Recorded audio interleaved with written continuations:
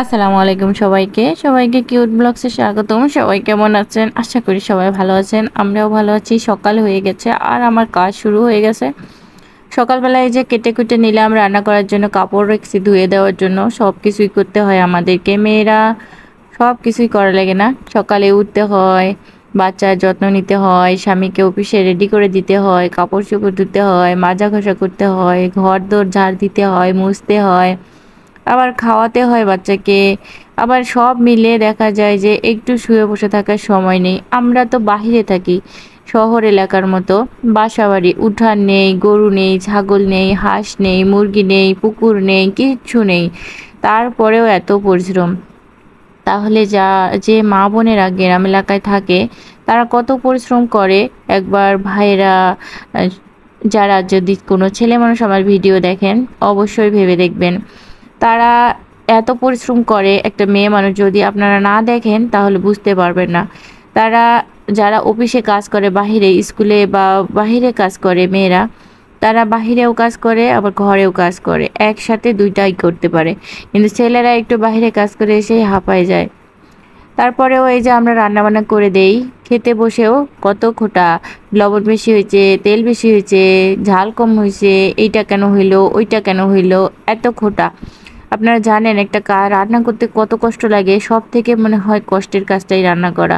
সব কাটাকাটি করা লাগে, বাছা লাগে, ধোয়া লাগে, আবার পরিমাণ মতো সব কিছু দিয়ে সুন্দর করে রান্নাটা করা লাগে। তো আজকে আমি রান্না করতে চলে এসেছি লাউ শাক। আমরা রংপুরের লোকেরা এইভাবেই লাউ শাক রান্না করে খাই। এই লাউ শাকটা প্রথমে ডাঁটা আর আলু দিয়ে আমি মেখে নেব। এখানে মাছ থাকলে মাছ দিলে বেশি ভালো হয়, কই মাছটা দিলে বেশি ভালো হয়। টাকি মাছ দিয়েও রান্না করা যায়। যেহেতু আমার ঘরে এই দুই মাছের কোনো মাছই নেই, তাই বড় মাছ দিয়েও রান্না করা যায়, রান্না করলেই হয়েছে।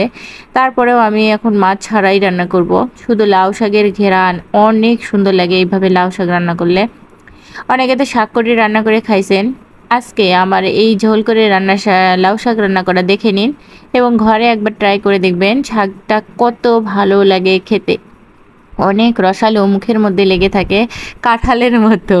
কাঁঠাল যেমন রসালো হয়, এই যে লাউ শাকটা ঝোল করে রান্না করলে, ঝোলে লাউ শাকের ভিতরে ভিতরে যে ঝোলটা আর যে স্বাদটা, রস রস, মানে অন্যরকম খেতে স্বাদ লাগে। খেয়ে দেখবেন একবার। মাছ দিলে ঠিক এই জায়গায় একটু মাছ দিবেন, আর কিছুই করতে হবে না।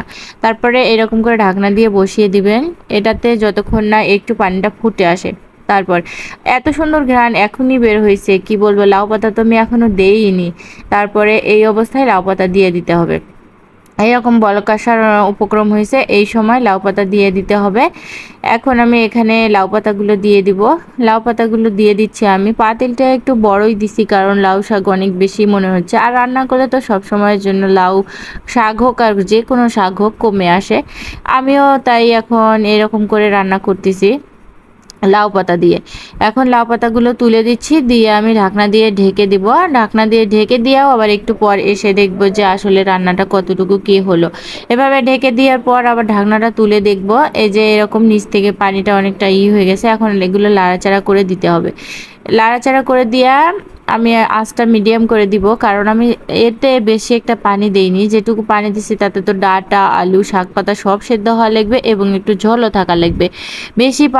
বেশি পানি তরকারি নষ্ট করে ফেলে, সেই জন্য সব কিছু মাপ মতো দিয়ে রান্না করতে হয়। তরকারিতে বেশি মশলাও যেমন তরকারি রান্নাটা খারাপ করে, ঠিক সেই রকম।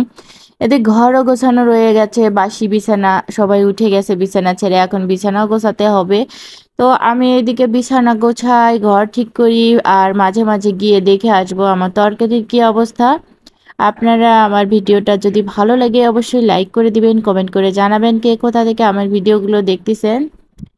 আর যারা আগে থেকে চ্যানেলটাকে সাবস্ক্রাইব করে পরিবারের সদস্য আছেন তাদেরকে তো অসংখ্য ধন্যবাদ। আর যারা এখনও সাবস্ক্রাইব করেনি তারা এখনই সাবস্ক্রাইব করে দিন। আর ভিডিওগুলো ভালো লাগলে অবশ্যই শেয়ার করে দিন। আমার তরকারি রান্না প্রায় হয়ে গেছে। এত সুন্দর ঘ্রাণ বের হয়েছে, কি বলবো, বলার ভাষা নেই। যদি আপনাদেরকে ঘ্রাণটা পৌঁছাইতে পারতাম তাহলে বোঝাতে পারতাম। তো আপনারা এইভাবে লাউ শাক বাসায় রান্না করে খেয়ে দেখবেন, তারপর কমেন্ট করে জানাবেন।